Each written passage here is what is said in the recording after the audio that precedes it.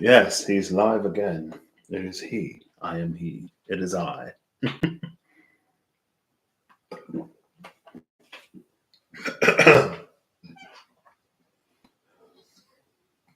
Ooh, there's a cough in there. Mm, I went down the wrong pipe, but it was like slow. I'm like, oh, now it's starting to burn. Oh my gosh.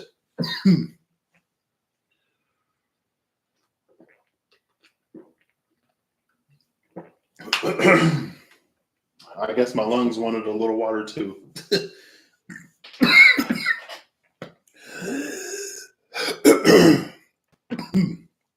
Oh gosh. Oh well. So I was thinking about how strange it was that in all those in dreams oracle cards there was no fire. But I also remembered making the comment about how the fire card keeps coming out in the mystical shaman oracle cards. And I've been using that deck a fair amount recently. And I was like, oh, so maybe like the fire is IRL and that's why it's not in the dream or something like that. I don't know. What do I know? But mm, I wanted to do like three different things that new moon Pisces may be bringing to our attention. And again, oh man, I'm using. Oh wait, maybe not. Maybe not.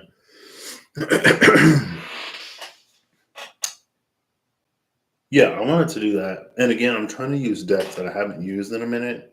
So I'm using decks that I have to pull out. Now, I'm pulling out all these decks, which means that eventually I'm going to have to put them all back. And I guess I didn't have that thought until just now. I didn't see any decks. Well, I grabbed the good tarot, but the good tarot was risky because sometimes it's one of those you got to dig to get it decks.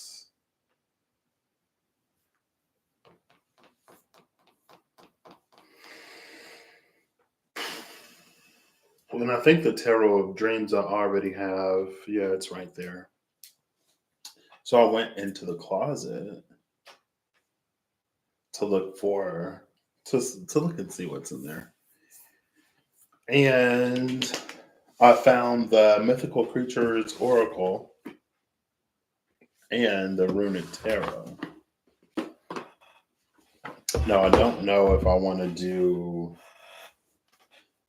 Well, New Moon Pisces is in a few days, so I don't necessarily have to do that today. I could just like talk.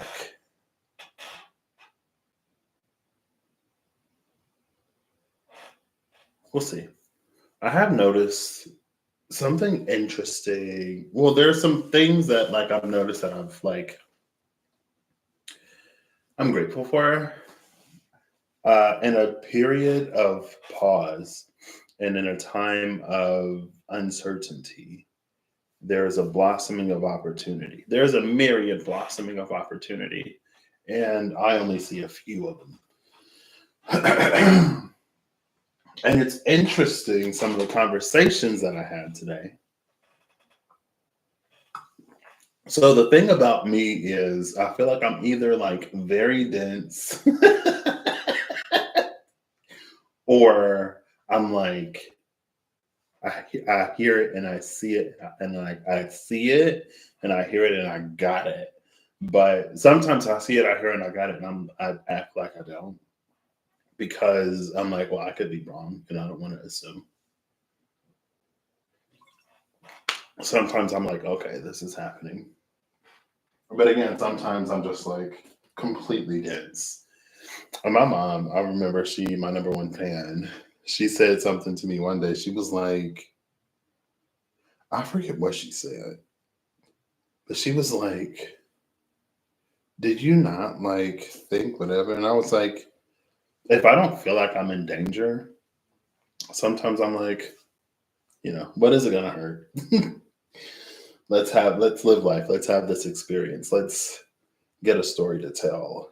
Let's F around a little bit and find out. Now, I ain't trying to F around too much because there's a whole bunch of stuff that I don't want to know. But anyway, in the past 24 hours, maybe? Let's say in the past few days, it's been like my creativity, I guess, is being pulled on. And I'm not necessarily hyper confident in my creativity. Like, I love my creativity where it is. Like, I love that if there's something that I want to do, or if there's something that I want to look into, like, I'll do it or I'll look into it. But when it comes to the purposes of like for other people, or like when someone else is involved, that's when I'm like, I get a little self conscious. Um, but like, because someone was like, "Oh, you should," and then I feel like I need and I don't want to just call her my best friend's wife because she defies. She's one of the women in my life that defies labels. She is who she is. She's just her. And she's amazing and I love her. And she's like, I feel like honestly, she's one of those people in my life where I'm like, why don't I talk to her more? Honestly. Excuse me, but she was like, oh, you should do this. And then I know someone like made a comment about me like writing potentially poetry. Someone was like, oh, like you should write music. And then like there's something that I wanted to do that involves a fair amount of creativity. And then someone's like, oh, you should do it for everybody. And then she's also the same person who's like, oh, you can sing. I was like, no. And she's like, oh, I want to hear you sing. But all of a sudden, it's like the world is trying to pull creativity from me. And I'm like, no. Well, we'll see. I think also like I get a little perfectionist streak. Perfectionism doesn't run too strongly in me, but it does sometimes. And especially when it comes to like creating something, sometimes it goes all right, but sometimes I'm like that's not how I see it. And I don't have the skill or the ability to make it like I see it.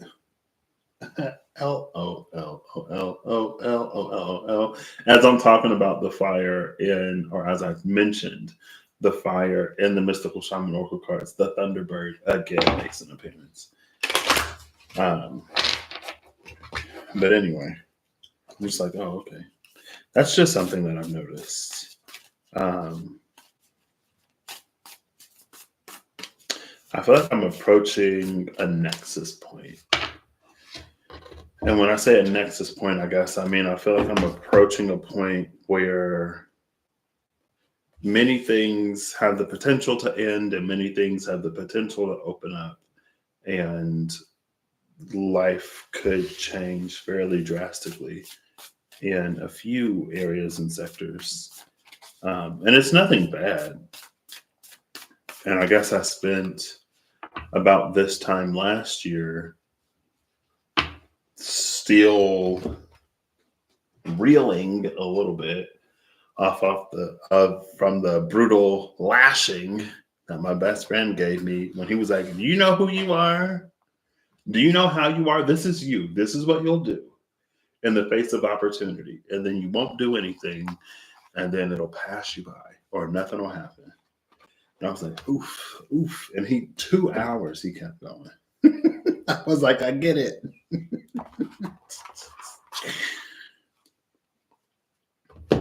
And again, I guess like it's just so it's interesting because I feel like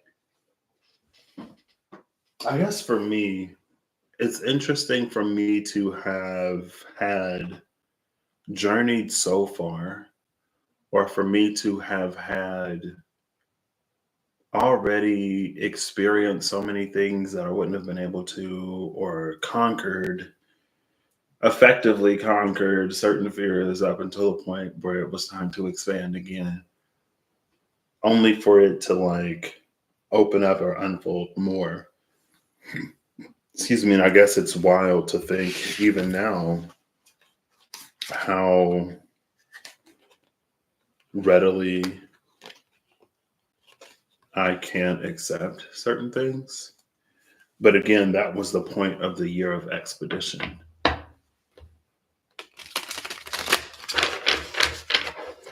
I was like, oh, I guess I say I'm seriously considering it, but it's also something that I'm not even necessarily really thinking about unless I'm thinking about it. But also, all things in their time. Excuse me. Just like that crone the other day. Sometimes I found that I've worked through things, or I'm shown things, or things come to my awareness just for me to release resistance. And it's not for me to necessarily do anything with that information at that point. And so I don't have to scan my environment and be like, oh, like I got this little synchronistic hook. Where is the physical, real world thingy that I like attach it to so that we can fish out another dream or something? I don't know. But sometimes it is just to like release resistance to something, to be open to the possibility. And I guess the possibilities that I opened myself up to, or that I was opening up to a year ago, that I opened myself up to almost a year ago, may now sort of be coming to like the forefront.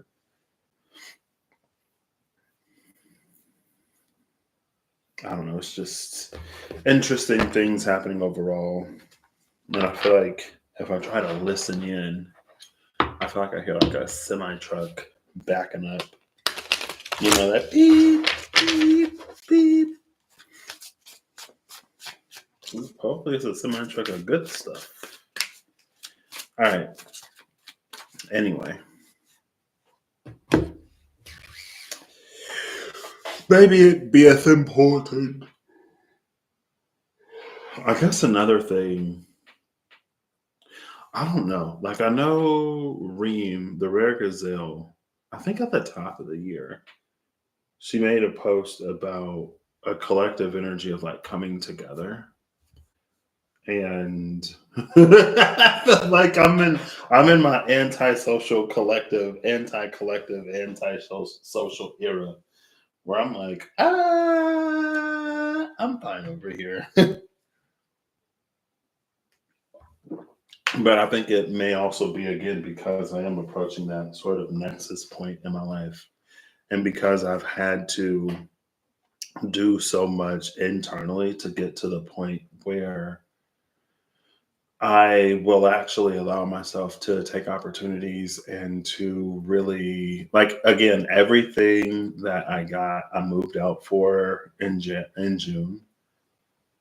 It's almost like that time is approaching for the thing that I knew that I didn't want to say no to, for the leap, for the quantum jump, for the completely drastic change so far outside of what was my comfort zone that I would probably say no, even though it's like meant for me in my next step.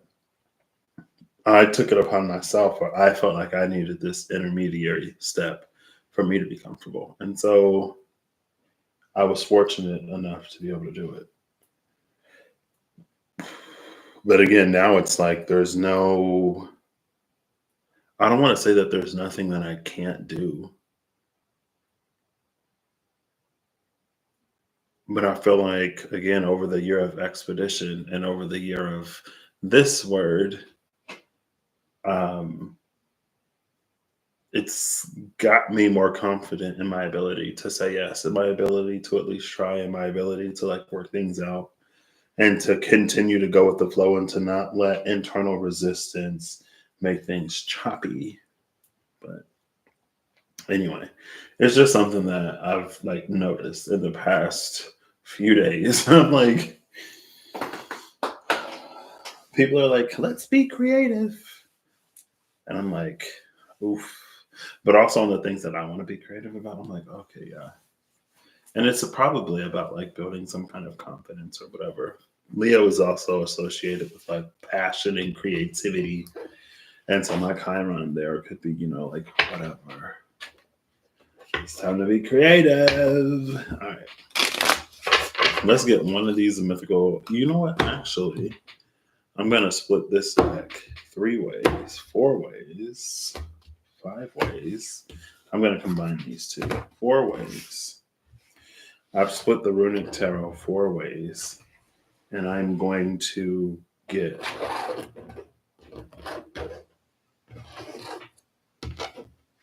I don't even think I'm going to get 4 creatures. I'm going to choose the second one. I'm going to combine the rest of these, and I'm going to shuffle them. I don't know what I'm doing. I'm just going to go with it. I mean, that's honestly like me today. King of Wands and a 10 of Pentacles. Look, they're all sailing. Moving on. Moving away. To greener pastures and brighter skies and longer days.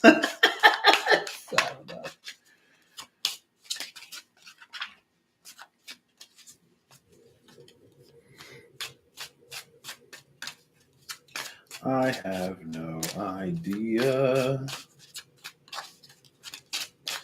I don't know. I feel like I'm almost low key in my it's time to take care of me era. But that's also because I'm also in my like we'll figure it out era.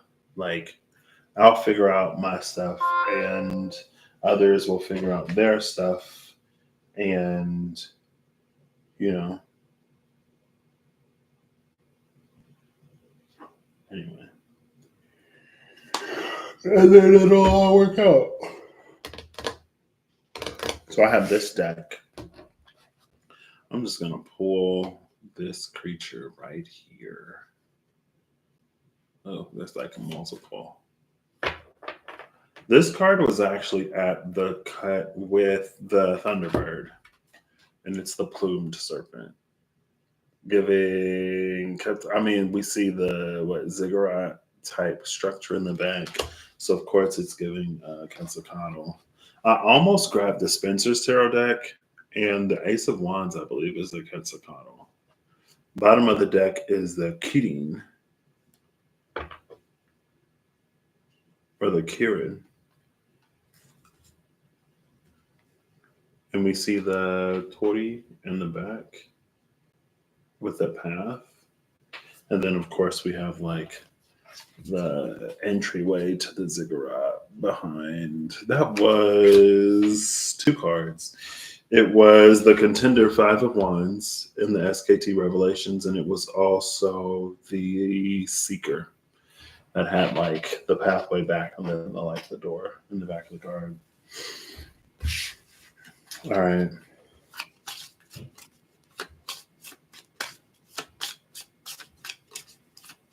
I want 2 cards.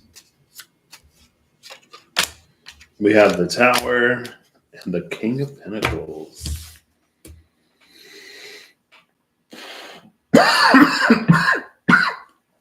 Ooh. There goes that water.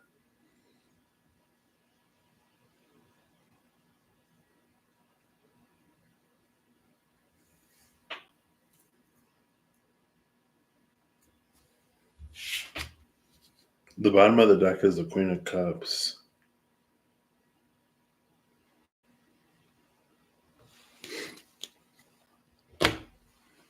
This is interesting. There's also a body of water behind. Oh, it looks like it's sakura blossom time. There's this like river or this body of water behind the Kirin. And then we have, of course, the water in the Queen of Cups.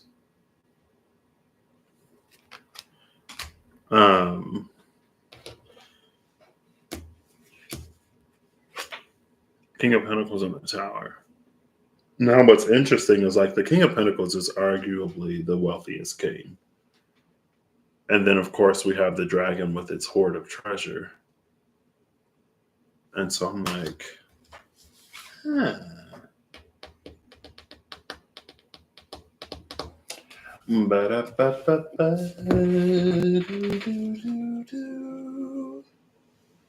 I think this will give me something.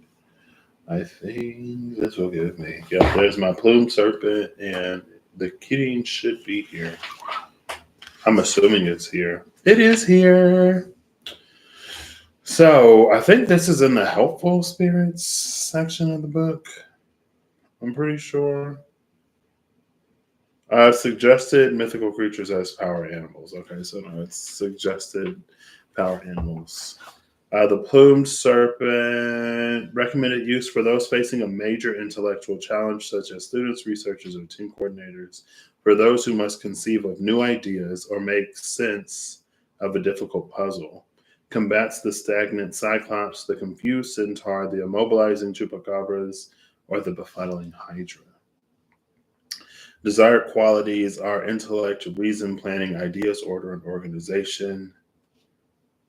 And for some reason, that's given me, when the Page of Swords came out, there was the Page of Swords and the King of Swords, I believe. And it was a time for like new ideas, fresh ideas, not going about things in the same ways that we always have. Now, the Kidding, for those suffering from feelings of depression, despair, hopelessness, or confusion, for those in need of positive insight when feeling lost, can combat the melancholy Mercolian, the hateful harpy, the overwhelming hydra, or the imprisoning minotaur. Caution, do not overlook the Kirin's blessing, which often appears subtly in favor of a dramatic overhaul that is unlikely to happen. If you ask for guidance, be prepared to listen and follow. Desired qualities, optimism, hope, good luck, and finding the right path. Now, what's interesting is that these both are a medicine to Hydra energy. Kidding for the overwhelm of Hydra, and Plume Serpent for the befuddlement of Hydra. And there's no caution with the Plume Serpent, by the way. And yeah, the snake came out yesterday. I was like, of course the snake, because the snake keeps coming out. It's also interesting how snake lately isn't coming out in all those treacherous, vicious ways.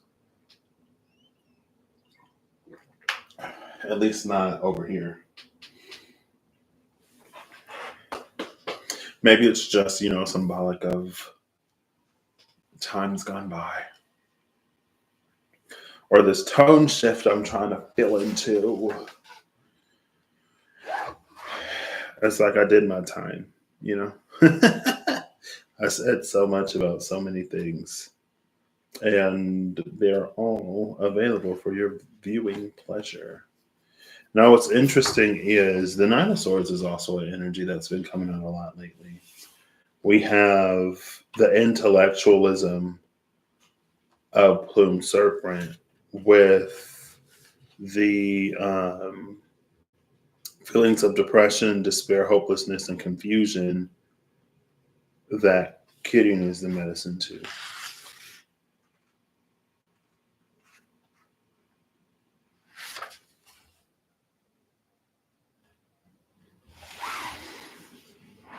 So maybe it's interesting that we don't have like a swords energy.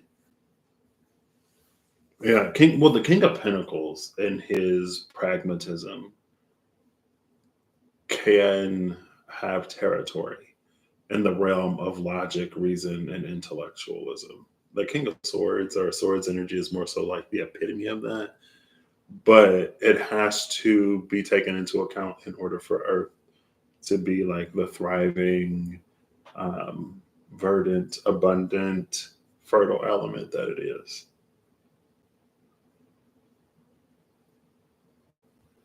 Now, this tower is interesting. Do we have any dragons in here? Or do we have like a straight up dragon? We have the Eastern dragon. This is given more Western dragon vibes. Western dragon. The Eastern dragon is, the more like the one that looks like this, that doesn't have wings, that has like a body and some legs.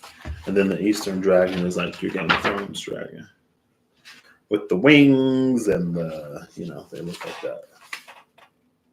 Now this is giving me more of a Western. Also, like I don't think Eastern dragons are associated as much with the element of fire. They're more so generally associated with the element of water. Oh yeah, we can see the wing. Like it's off here to the side. You can see the wings. So that's why I'm like Western dragon. Western dragon keywords are conflict, obstacle, struggle, challenge, battle, aggression, confrontation, disagreement, disruption, fighting, enemy, setbacks, rite of passage, and overcoming.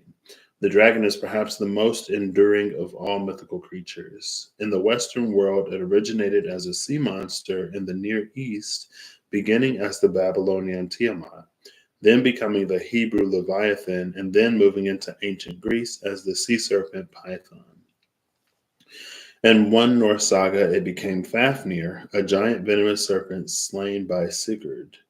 In general Germanic folklore, the dragon variations, from the winged biped wyvern to the multi-headed Zme of Eastern Europe. In popular media today, it is usually depicted with leathery wings and four legs. We got card meaning. The Western dragon can manifest as any kind of major external obstacle.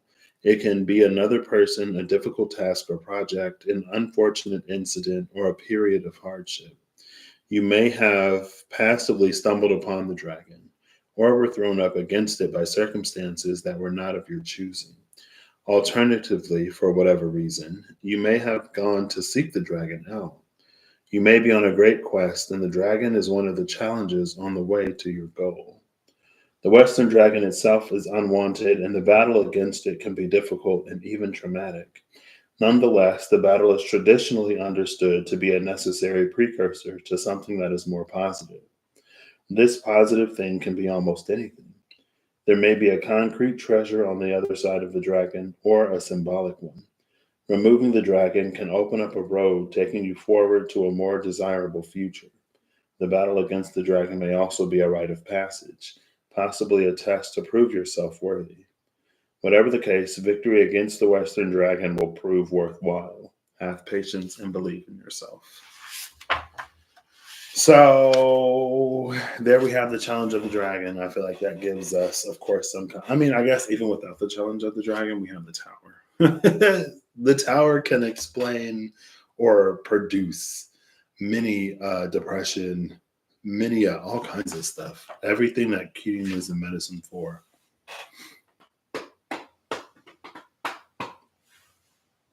But again, this King of Pentacles, besides the dragon, intrigues me. Now, what's also interesting about this King of Pentacles, King of Shields is he's not necessarily shown as the most abundant. I don't want to, yeah. Like there aren't all the grapes and all the the fancy stuff. No, I guess his throne could be considered fancy. And there are some elements of his wardrobe, like the rings and the shield, that are obviously of impeccable quality. But he doesn't boast his wealth like I feel like a lot of other kings of pentacles do. Now, him not doing that means it's almost like if the Western dragon is a collector of treasure rather than a protector of it, there's nothing in his kingdom or nothing on his person that Western dragon would necessarily find enticing.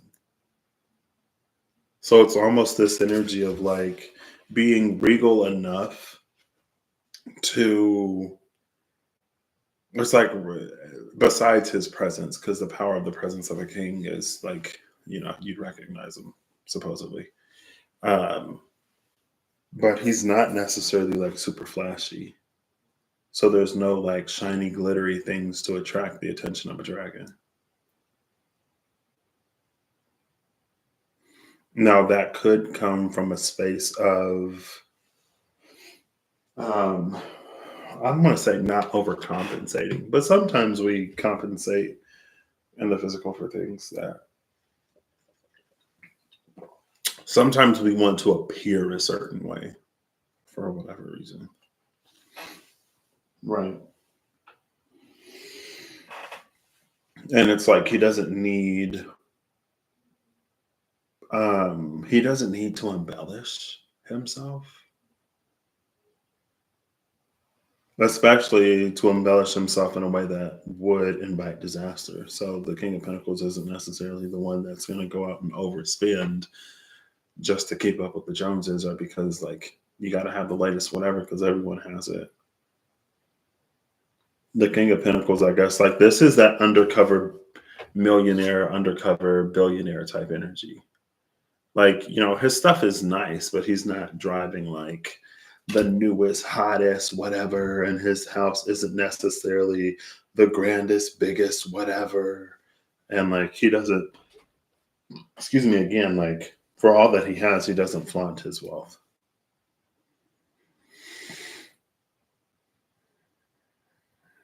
His shield, I'm also assuming, would be fire resistant. Like if he were to, like the shield would withstand the breath of the dragon if the dragon were to come his way. I'm still getting confused.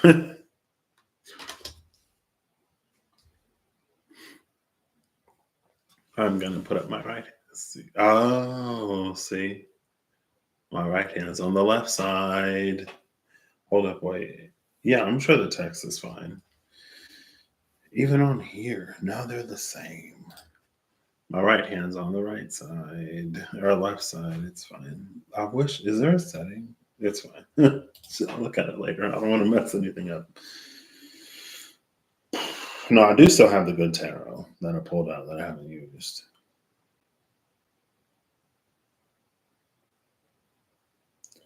The plumed serpent is about intellectualism. For those facing a major intellectual challenge, for those who must conceive of new ideas or make sense of a difficult puzzle.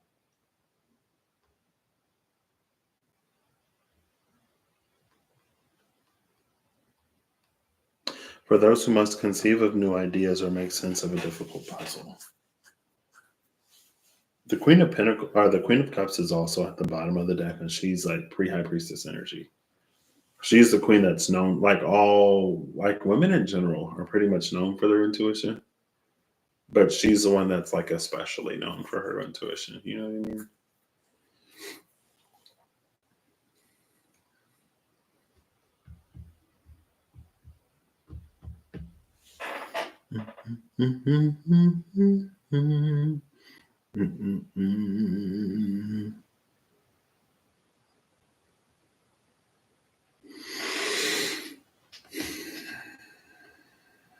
Let's clarify this tower, I guess. The good tarot, I'm assuming, is a deck that's good in moderation. It's very potent. Well, it's either very potent or nothing at all.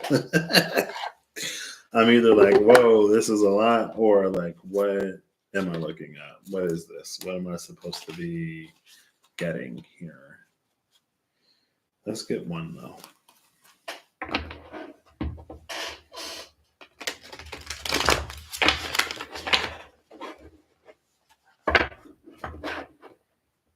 Page of air, page of water. There's that page of swords energy. But now with the page of cups.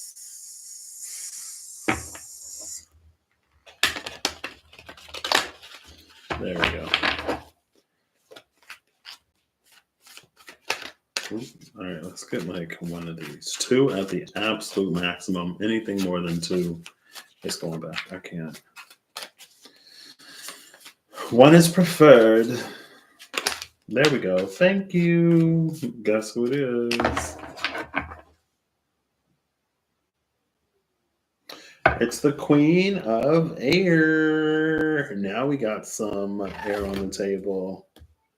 Everything except for fire. Well, the dragon has the fire. Maybe this is like one of those play with fire, you get burned. If you can't stand the heat, get out of the kitchen, and dragons in the kitchen. So our dragons bring in the heat, so just stay out of the kitchen. Now I'm pretty sure I saw the Queen of Swords at the cut. It was either the Queen of Swords or the King of Swords. I saw one of them.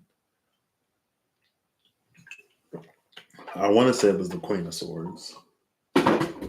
Ooh.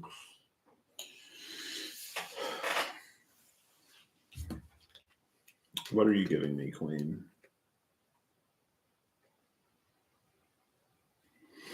Well, we do have the owl up here. This is actually, so usually you'll see, or I'll see butterflies around the Queen of Swords, but she has the owl here. Butterflies more so represent transformation. Owls are more so like wisdom, or at the very least, it's having a perspective, being able to see in the dark. Okay. They can see in the dark and they move silently, and they're also associated with wisdom. What I like about this, or what's interesting about this, rather than the butterfly of transformation, is that the wisdom of this Queen of Swords makes it seem like something that's within her. This isn't something that she has to go through a process to acquire. This isn't something that she evolves into. It's something that's already there. The Page of Fire is at the bottom of the deck, and this Page of Fire has a white tiger on it, which again is kind of sort of low key, given that High Priestess vibe because of the Watermelon Tarot, honestly. And y'all know how I feel about tigers. I was trying to find something on Twitter to show my mom, and I came across a post of a swimming tiger, and they were like, see, like this proves that it was something about tigers being the real kings of the jungle. And like again, y'all already know how I feel about tiger. I guess if you don't know how I feel about tiger, tiger to me is an energy that is, it's like lion but taken to the nth degree. But tiger energy has the ability to affect balance. And since it can affect balance, or since it can shift an ecosystem, it has to exercise caution and moderation. And so, in the caution and moderation that tiger shows, lion appears stronger. And it's not that one is necessarily whatever, but it's like a tempered strength energy rather than just strength. Like lion has the position that it has, so it's almost like lion it can't upset the balance because of the position that it's in. But if it's almost like if lion needs to be seen as the strongest, lion can be as strong and as loud and as showy or whatever as it wants. But in order to keep lion at the top, tiger has to like subdue itself. But it's almost like that's because there are other things for tiger to do. You know what I mean? And it's almost like if tiger were in lion's position, then maybe it wouldn't have the time, or maybe tiger doesn't want it. You know, there are a myriad of reasons. Um, but just like falcon and hawk, I get confused because they don't come up necessarily super often. but one of them, I think it's the kettle hawk and the peregrine falcon. One of them is faster. One of them has a faster dive speed, but it dives headfirst. And then the other one has more control as it like dives. So what it gains in control, it sacrifices in speed.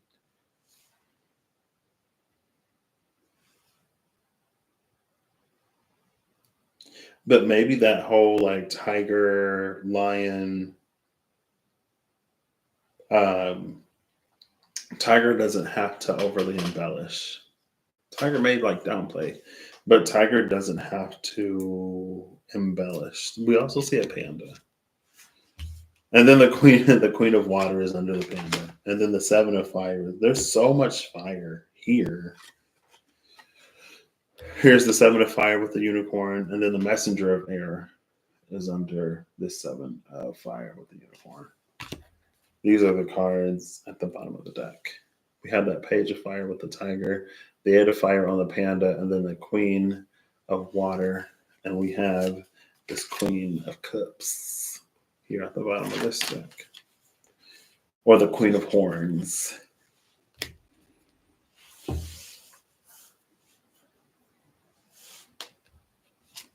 See, but because this page, or because this tiger is with the page, this is giving me like someone who may not know their own strength type of energy. So with the Queen of Air, this could be going back to the Kyrian energy. It could be someone who's like intellect. Maybe like someone is very intellectual. Maybe they over intellectualize things sometimes. So maybe sometimes they make simple things quite complicated. And they work themselves up and then they work themselves up and then the simple solution just like passes them by. It almost reminds me of like taking classes. And when you get to like 301, 302, 401, upper level courses, sometimes you forget like 2 plus 2. And maybe it's one of those like everything is so advanced, it can't be that simple. Or maybe it's like I haven't used a simplified version of this in so long that like, I forget that it doesn't have to be that complicated sometimes. Now, when you're in tune with what's being asked for, it makes it easier to have that recall when you need it.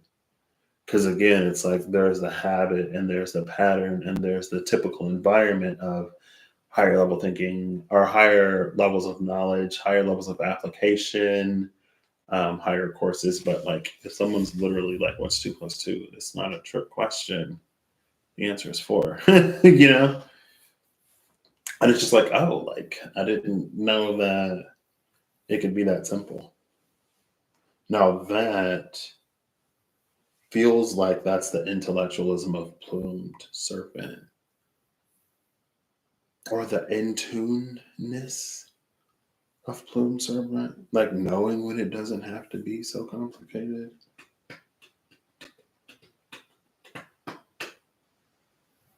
It's almost like, again, whatever this Queen of Air is, there's nothing new.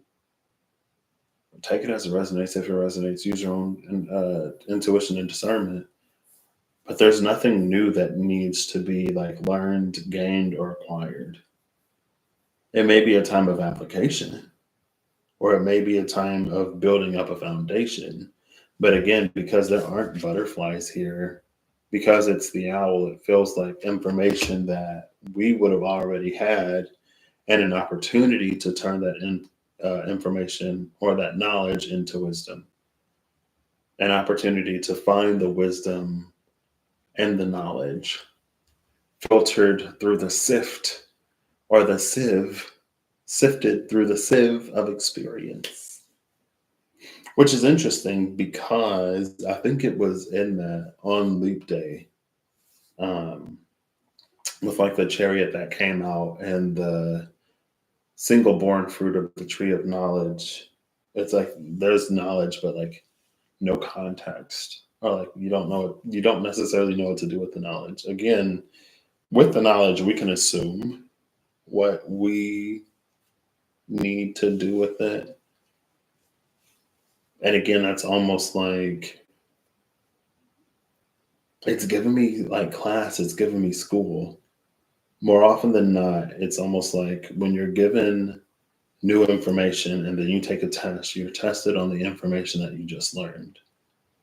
Or it's like that phenomena where it's like you get a new car and now you see that car everywhere you go.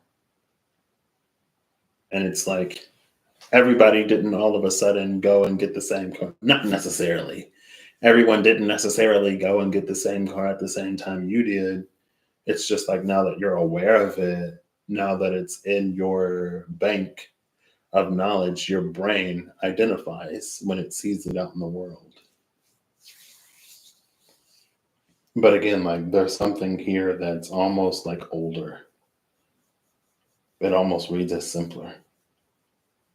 Maybe also with the Tower and the King of Pentacles, like it's not, again, it's that energy of like it's not a time to overcomplicate.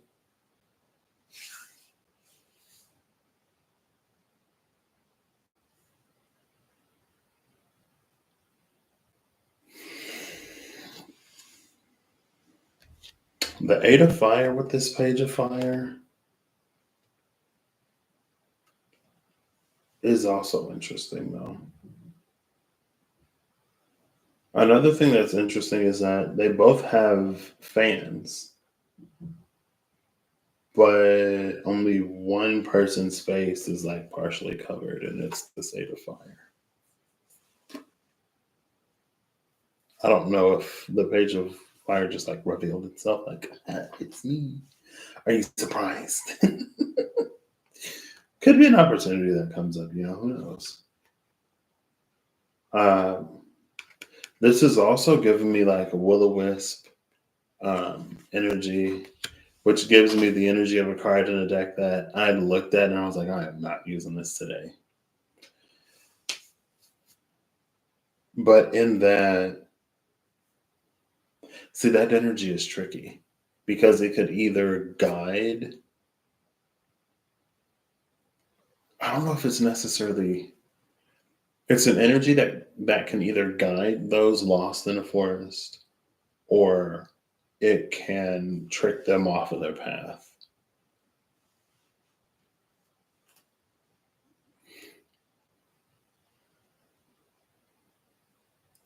And I feel like, regardless of the experience or regardless of what's happening, while again, because like this Queen of Air is like smirking at me. So I feel like, again, because it's the owl and not the butterfly, it may not necessarily, it's almost like it's whatever it is that we know, that is what is being sifted through the sieve of experience to get the wisdom out. It's almost like the panhandling days where you would go down to the riverbed and you would put your rocks in the thing and you would shake it for the gold to stay in the pan. It's been a while since you got.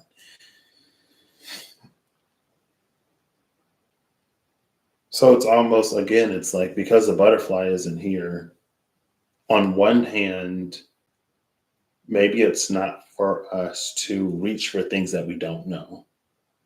But on the second hand, like the smirk in this Queen of Air, it almost feels like if we do have advanced knowledge, and advanced knowledge could just be like if there's something that you know now that you didn't know before, there's something else that you can get out of the situation.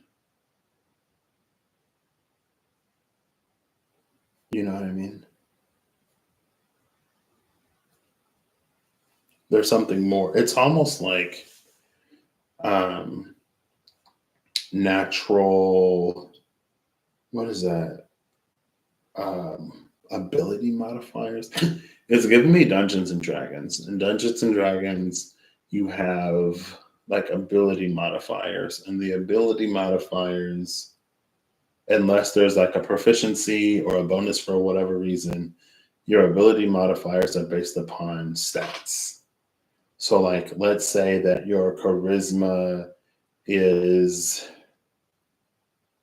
16. Is it what, 11, 12, or 10, 11, 12, 13, 14, 15? I think 2019, 18, 17, 16, 15, 14, 13, 12, 11. I think it does go up to +5. So 12, 11, 11, 12, 13, 14, 15, 16. So you'd be at a +3 to anything that requires charisma. So when you roll a d20, you would add 3 because you are so naturally charismatic. It's almost like, you know, how someone can be so like whatever that they can kind of get away with it. But if someone else were to do the same thing, like let's say that two people tell you the exact same thing, but one person has like one person is dressed up like a scientist and the other person is dressed up like not a scientist. And depending on how you personally feel about scientists, like there's a bias where you would like believe one of them more than the other, even if they're like presenting the same information. It's like that's the kind of natural ability modifier. And so, where am I going with this? It's like a passive check, maybe. So it's like it's things that you don't have to roll for. It's something that you don't have to like roll for because your passive stats are like high enough. Like let's say it's perception. Perception is based off of maybe intellect. I don't know if perception is intellect or if it's wisdom. I could see it being wisdom, honestly. Let's see. D&D perception.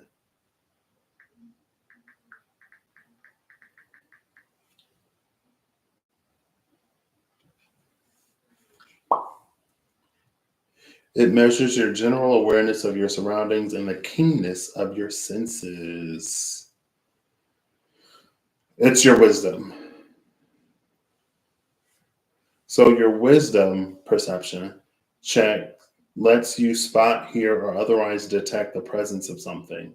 It measures your general awareness of your surroundings and the keenness of your senses. For example, you might try to hear a conversation through a closed door, eavesdrop under an open window, or hear monsters moving stealthily in the forest. Or you might try to spot things that are obscured or easy to miss, whether they are orcs lying in ambush on a road, thugs hiding in the shadows of an alley, or candlelight under a closed secret door. So, yeah, perception is based on wisdom. So, it's like if your wisdom is high enough that your natural perception is high enough, like you don't have to check to see if you notice this thing that's out of place. You just notice it. But it feels like there's been a perception increase. And that's why she's like giving me that smirk today. Because it's like there are things that you can pick up on or perceive now that you wouldn't have necessarily been able to before. But because you pick up on it or because you perceive it, it's this new, it opens up different things, you know? And like in this bout or in this round, the sifting of your knowledge into wisdom is to like go into that new thing and turn it into wisdom. But again, like that would be something that you've acquired. It wouldn't be. So it's like a development. There's a development versus like an acquisition. This Queen of Air is giving more like developing something more so than like needing to acquire something new to face a challenge that's in like your environment or whatever. And then the Queen of Cups is the one who would be able to like intuit what that is.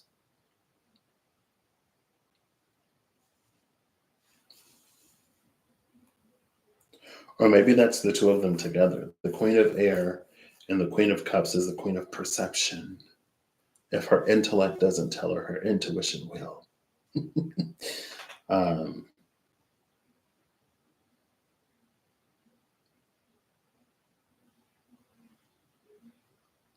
this King of Pentacles and Towers, again, I guess it's one of those like take it as it resonates. Because there are like things that I see in here, but I'm like, you ain't going there today.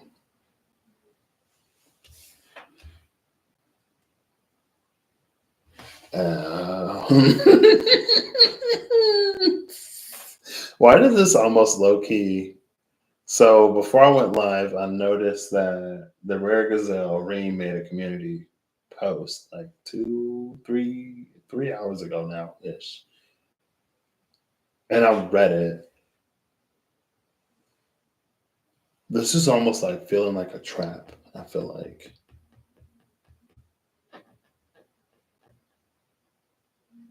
but it's almost like a trap to reveal in light of that.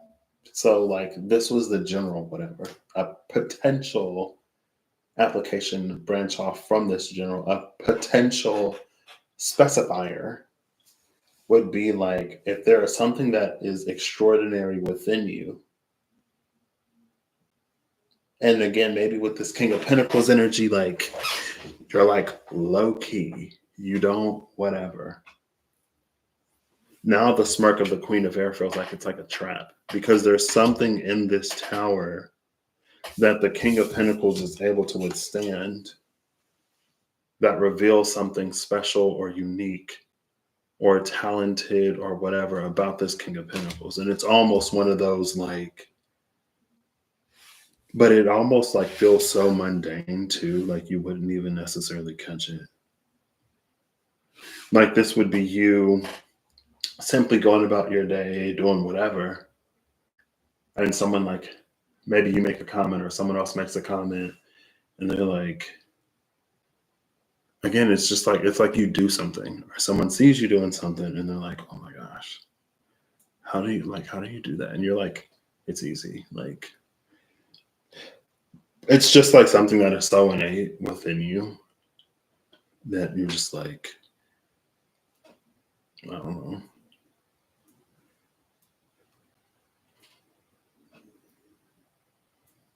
And maybe that's when the fan gets removed.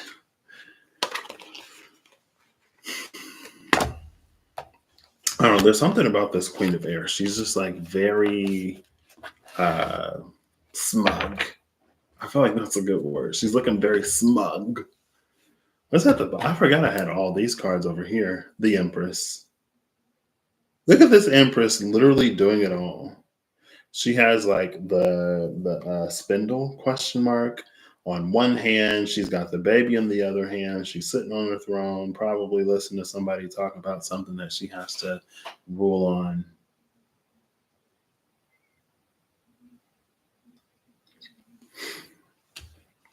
Let's get another card for this tower. I forgot I put the rest of the deck together. I literally could have. I don't know why I thought I only had these cards to work with. I split it 4 ways and put the other 3 together. So just one for this tower.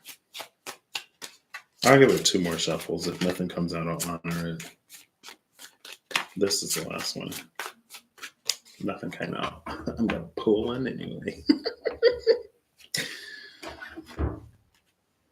The 7 of Swords.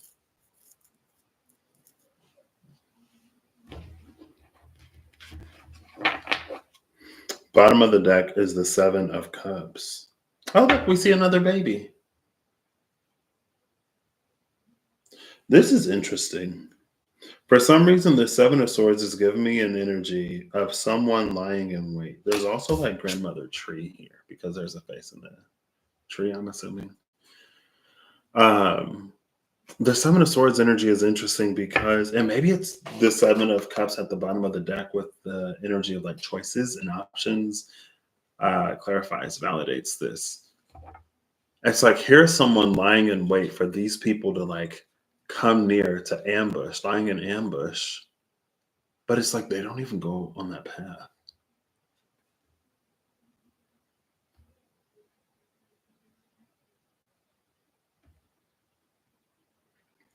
Now, I don't know what all these runes are, but I'm pretty sure this is the rune for the horse, and it's a rune of movement. So, like, dude's gonna keep moving. Whatever this is and whatever this is, it's not going to stop that. The tower is also a seven. It's number 16. So here's a 777, which is the only number. Well, yeah, technically, if I'm only looking at the bottoms of the decks, that's the only numbers here. Because we got the King of Pentacles, the Queen of Air, the Queen of Cups, and the Page of Fire. There's no number printed. There's a XVI 16, which is a seven, the Seven of Swords, and the Seven of Cups.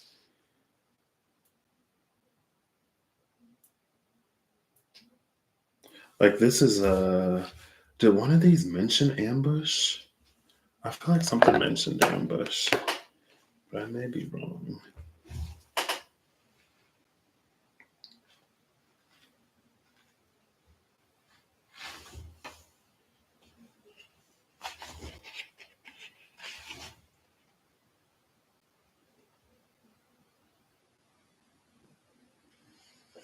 For those in need of positive insight when feeling lost, there it is.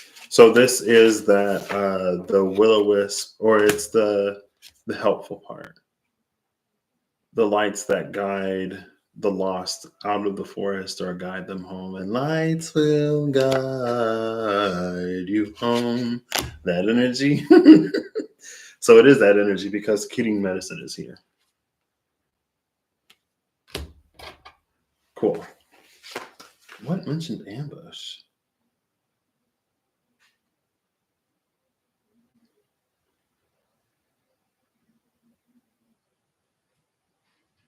If you ask for guidance, be prepared to listen and follow. I wonder if the guidance will be like really simple. And that's where like doubt and overthinking and overanalyzing comes in. But if that's what your guidance tells you to do, like trust it. Things don't always have to be complicated. Sometimes things are complex, but they don't always have to be complicated.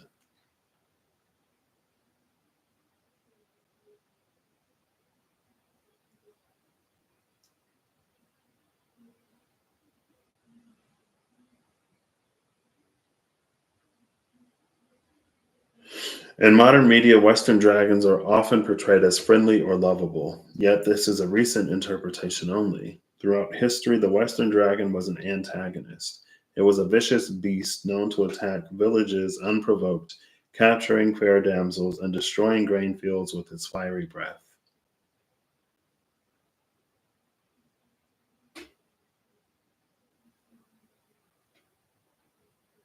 In spite of its villainous nature, it became a symbol of heroism, courage, and martial might because the presence of a dragon would quickly warrant the summoning of a brave hero to stop it. Did I not read ambush anywhere?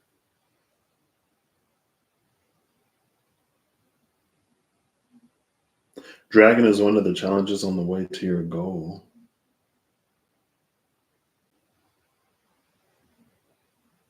I guess not. I guess I didn't. Like, where would I have read the word ambush? I don't know.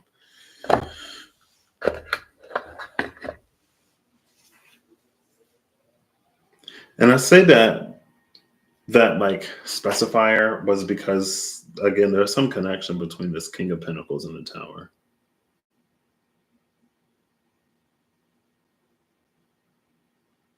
There's something that can be completely avoided here.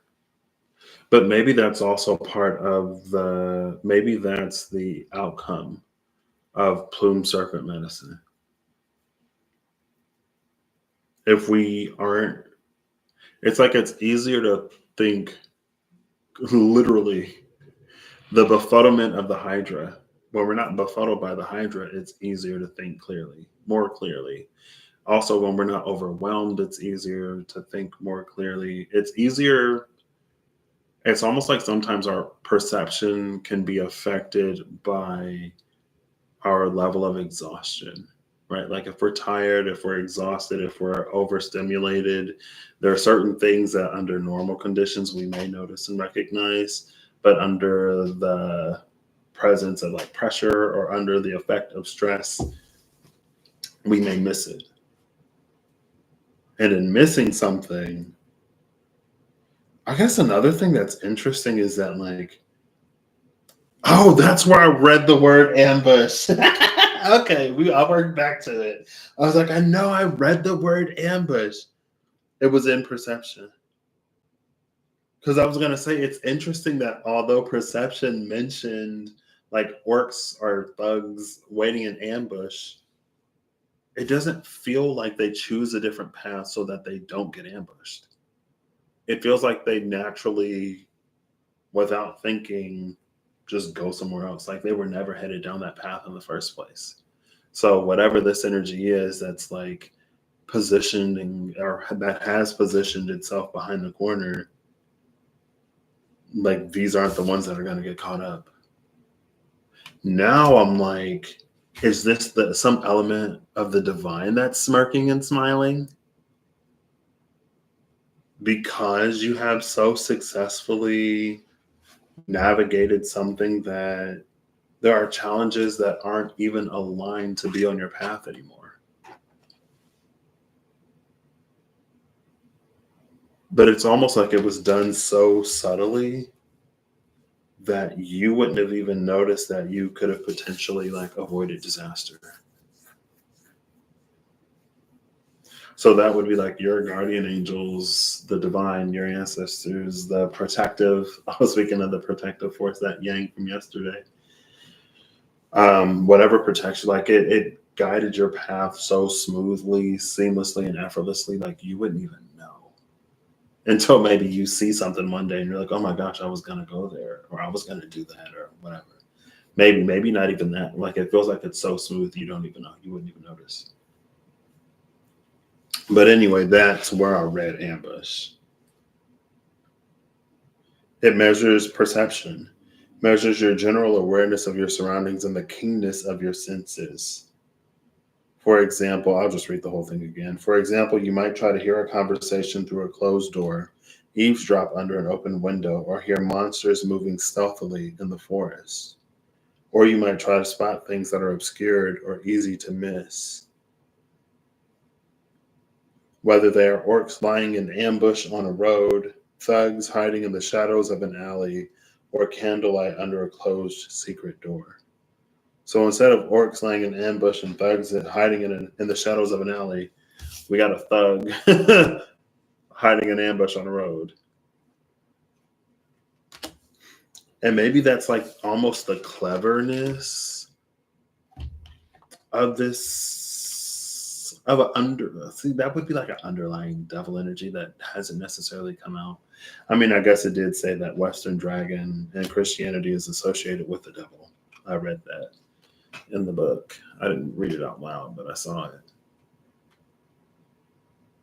Because it's almost like devil energy or whatever this ambush is, maybe like, oh, they're expecting orcs in ambush and thugs in alleys. So if we give them a thug in ambush, it'll throw them for a loop. And it's like, no. No. You got to be smarter than that.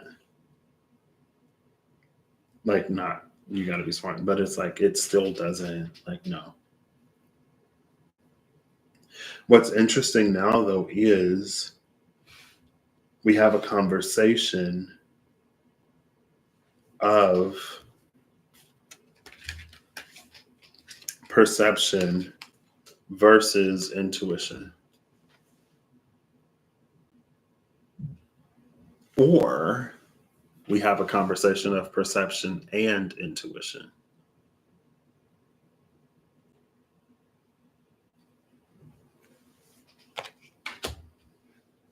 Or maybe just, I wonder if like perception and intuition can be inversions of each other. Like intuition inverted is perception. Perception inverted is intuition. Maybe not. I don't know. Who knows? Cool.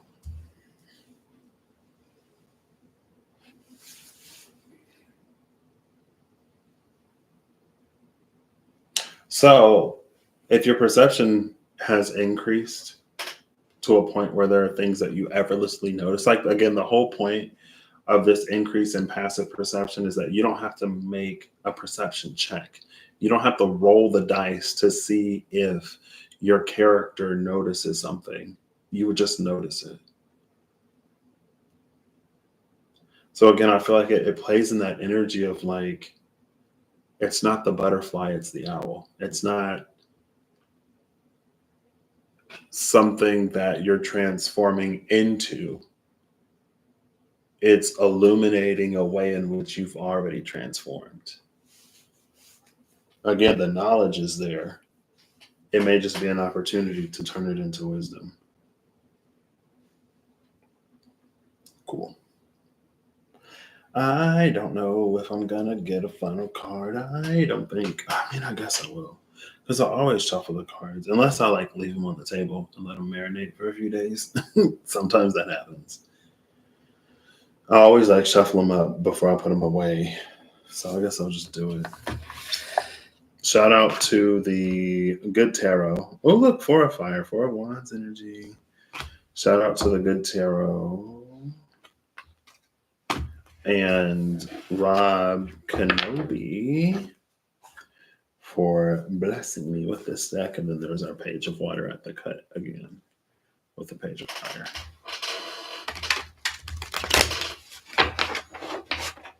Or was it the Page of Air and the Page of Water?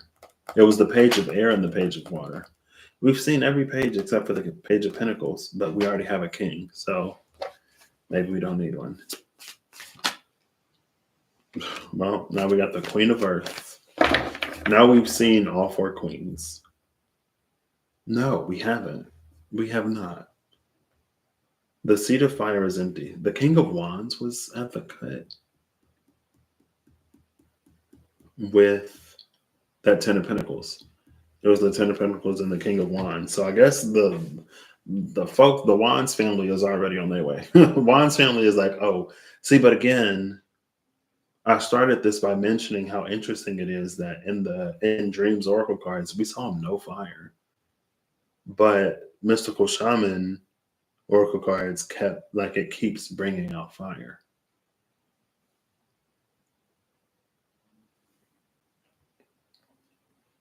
King of Wands was on a boat. Bottom of the deck is Call, number 20. And then we had the Queen of Earth that came out with her Triscale. You see it right there. Here, you see it in focus. On her antler, question mark. Look at how, like, I don't know. Like, whatever her vibe is, I'm, like, loving it. I'm almost, like, entranced. Oh, the Queen of Earth has a butterfly. LOL, look at that. Oh, I love the butterfly with the Queen of Earth, though. Because it's almost like it's the world that's transforming.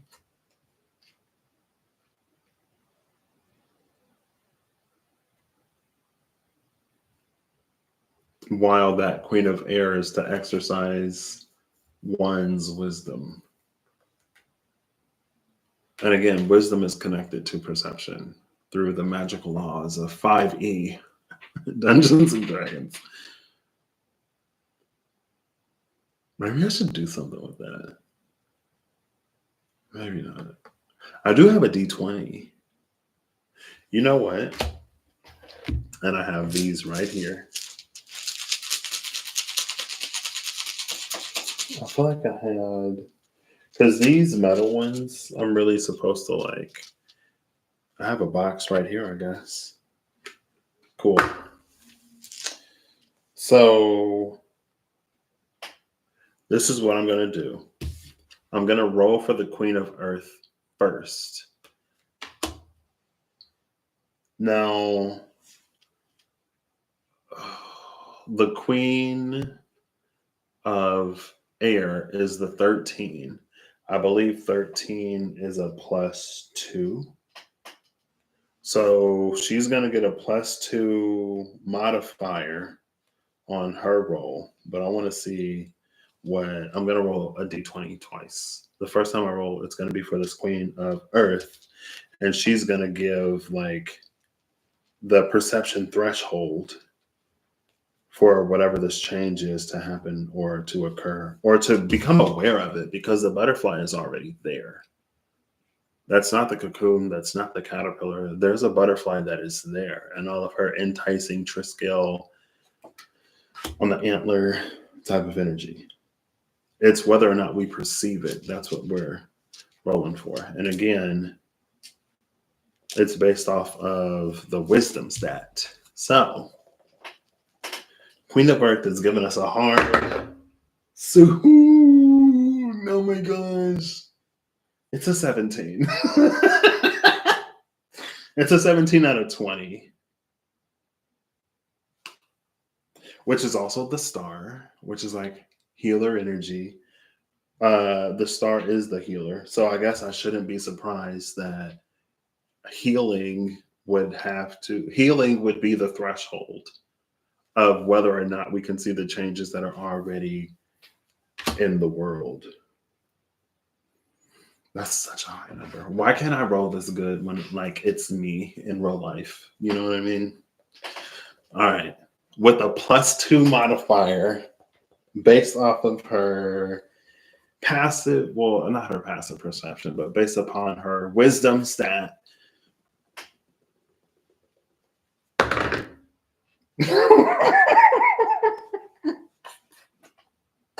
No.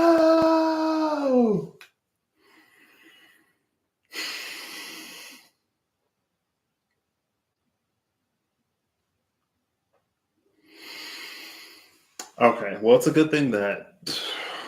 So I rolled a 1. I just crit failed this roll. When you crit fail a roll, it doesn't matter what your modifier is. Just like if you crit, if you roll a 20 out of 20, it doesn't matter what your modifier is. Like, I'm pretty sure you accomplish some superhuman feat, some superhuman feat. If you roll a 1 out of 20, it's the most blunderiest of blunders. That's my luck. There's my luck right there.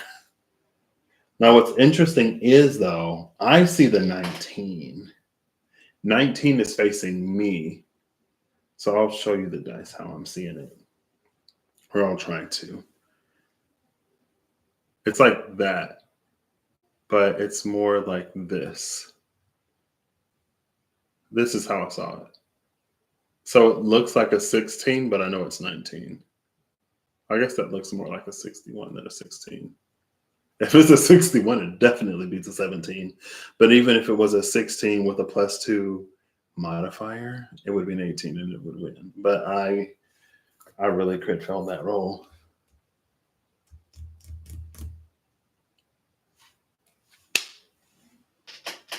Well,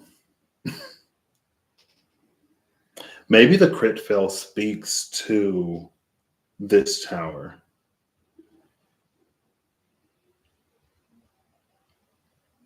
And maybe that's why the Kirin and the plumed serpent medicine is here. Also, yesterday, there was the Rainmaker and Thunder. And I was like, for as much as I'm like, do the thing, sometimes we do need the divine to step in. And maybe this is one of those things, one of those times or one of those instances where the divine can give us inspiration and we can re-roll the dice and not crit fail the second time. 4. So it's a 6, but not as bad as a 1. You know what? We need some more inspiration. 17 is really high. I shouldn't be. I can only roll in my life. You got to take it upon yourself to roll in your own life. Roll your own die. Add 2 to the number. Beat 17. Or 15, I guess, because it's a +2 modifier. The Four of Swords. The Four of Swords is what gives us inspiration. This is that rest. This is that simplicity in the mind. This is that the Three of Swords can be a lot of like heartache, pain, trauma, heavy stuff. This is the calm after that. So again, maybe it's just that like with all of this clarity of thought, dealing with overwhelm and befuddlement.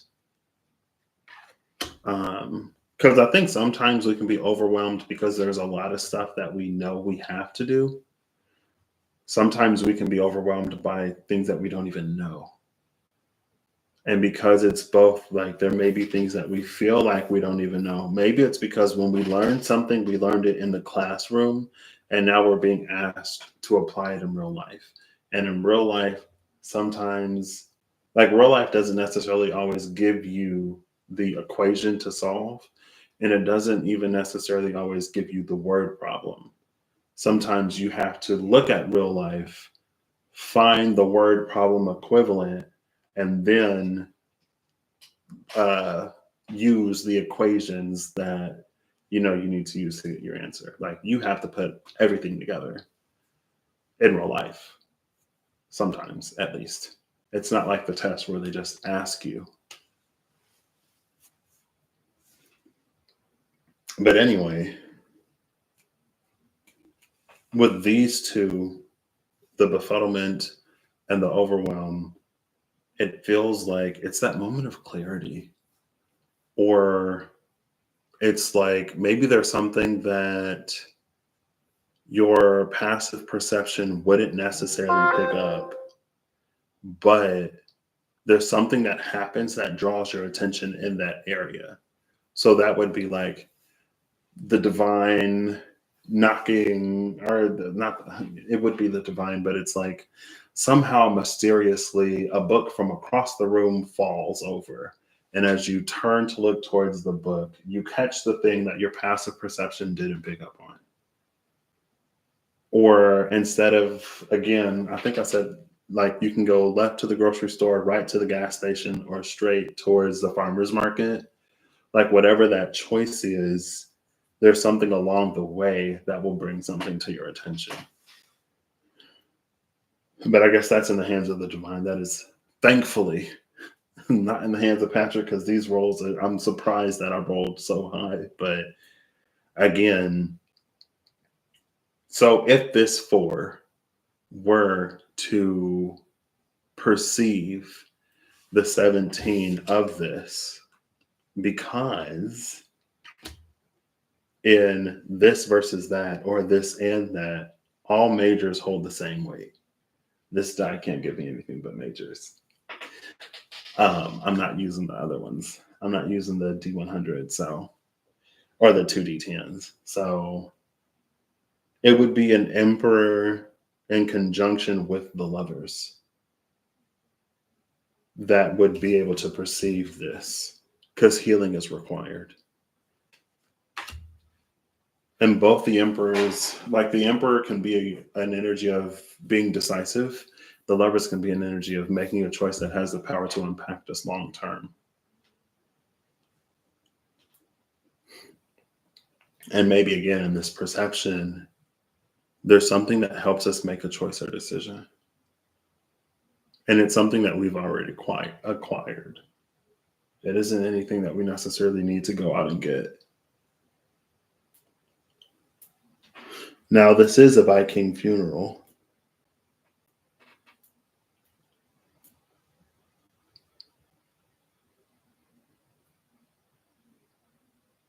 Which gives this these two cards together. It's like the dragon would be honoring whoever this is as well.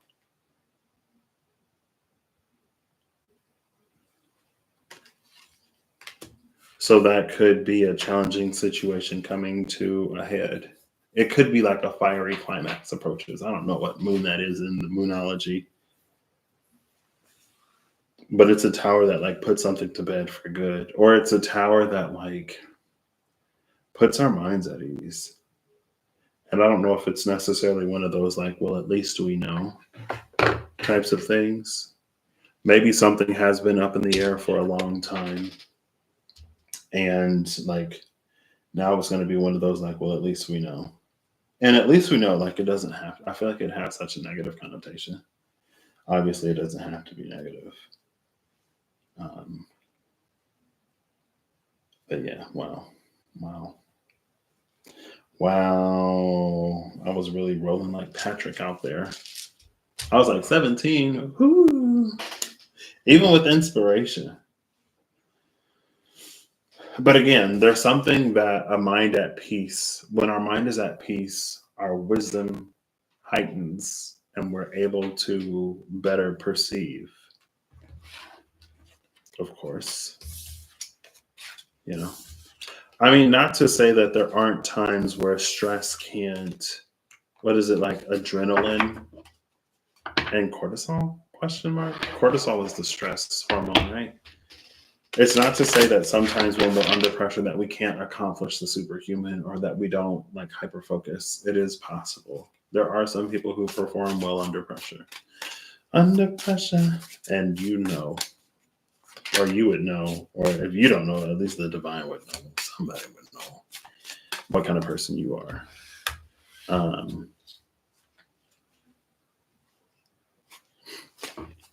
I forgot these cards.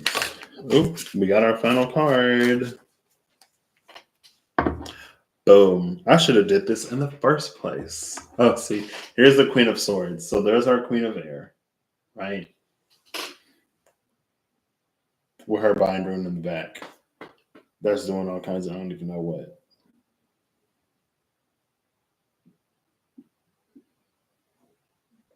Look at how this Queen of Air is looking. I'm kind of obsessed with her facial expression. She won't focus. Oh, she literally just focused as soon as I pulled the card away. Wow. Come on. She won't focus. Oh, well. But it feels like, because this is giving me like a scroll. No, that's a horn. That's a horn. This Queen of Swords is giving us a cup. Intuition. Duh. Intuition is our assistance. Intuition is our help. Intuition is our aid when we can't passively perceive. Or when we try to actively perceive something, when we don't notice whatever is off, even when we're trying, intuition is the thing that will let us know. Now you can see her face. It's almost like she sees us struggling, but she's like the proctor or whatever. She can't officially do anything, but she's like, she tosses you the cup on the side. She's like, here, don't say I never helped you with anything. And it's the cup, intuition. The card that came out is the Sun. The Sun is number 19. 19 beats 17. Boom. Now we see it. Now we can see the brand new day. We can see the brand new day. We can see the brand new day. Love it. Goodness. And again, it's easier sometimes to hear our intuition when our mind isn't super clouded, when we are in a space of peace. One of these did actually mention meditation. I'm pretty sure it was the plumed serpent. So, extra suggestion, meditate for a length of time on clearing your mind. Once your mind feels clear, visualize a point of light appearing within your mind. Visualize it slowly growing into a great sun, sending out rays through your being. As it continues to grow and shine, it pushes all confusion and disorganization out of your head, leaving only clarity and openness in its place. Exposure to actual sunlight may aid in this meditation. Boom. I wasn't going to read all the extra stuff because I didn't even read the mantras. Oh, there it is. It's right here. Here we go. Hold up. Wait, there we go. Not it saying also the sun. What? Hello, hello, hello, hello, hello. Cool. Wow. I was like, what's. Oh, oof. There's the Western Dragon, by the way. It's the shield that can block the fire from the Western Dragon. I didn't even notice it. Well, honestly, I saw it. The cards before I even looked in the book. I just put the plumed serpent right on top of the Western Dragon. I opened up the deck to put the card back, and I was like, Western Dragon, what? And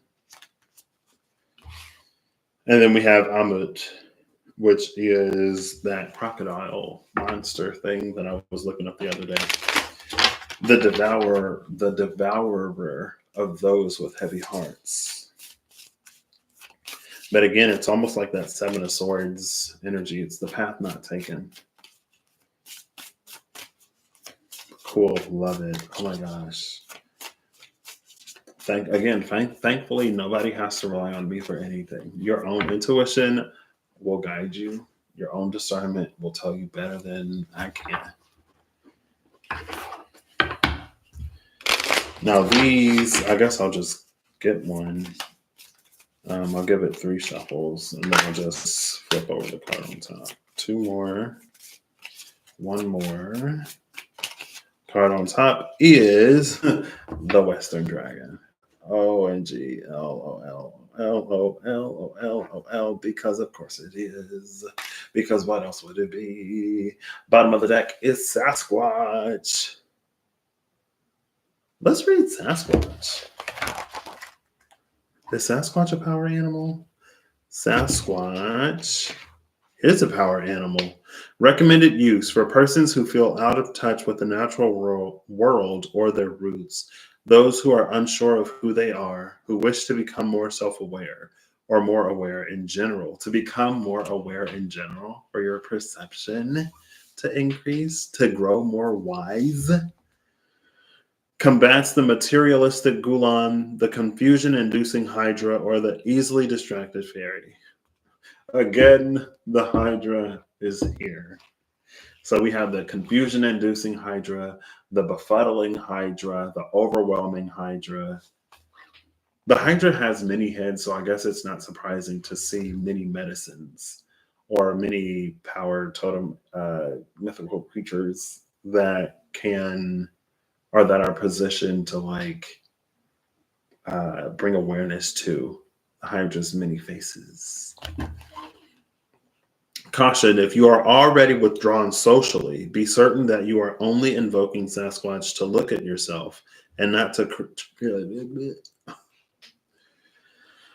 Make sure you are only invoking Sasquatch to look at yourself and not to critique society. Sasquatch can potentially breed further antisocial thoughts.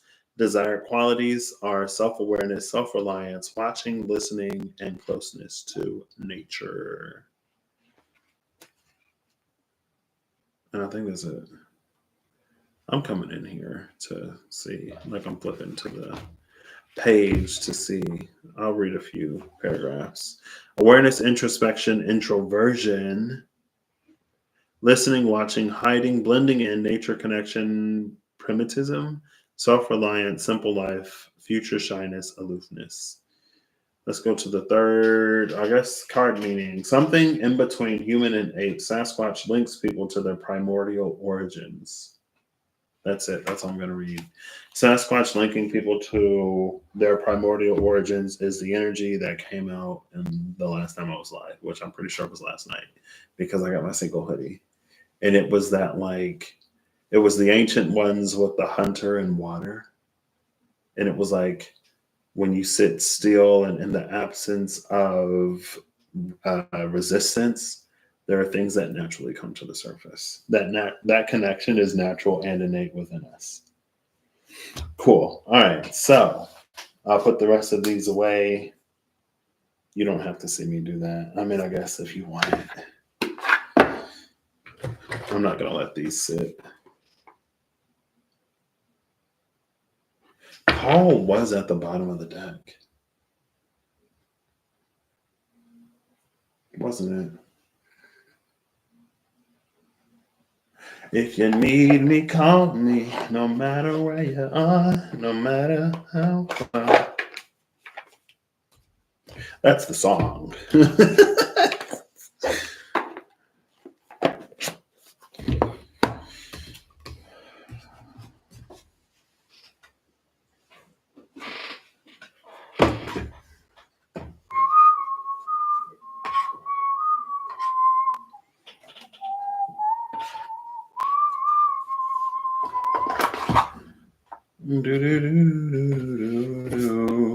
I'm so glad the sun came out. 19 does beat 17. Your intuition will guide you. Let your intuition be your guide or your consciousness. Isn't that what Jiminy Cricket said? In a way. All right. I hope you all have been amazing. Whenever you see this, I hope you're acting in alignment to make all that you wish to experience your reality. I hope that whatever you need along your path journey, what you find. And I hope it's been a minute since I've hoped this, or like actively since I've brought this hope to the forefront out of the mass of things that I hope for you. And I did so much like rambling that I already forgot what it was. I hope you a moment of clarity when you really need it. I think sometimes, especially when we're nearing a point of overwhelm, either for things known or unknown, it's almost like anything else adds.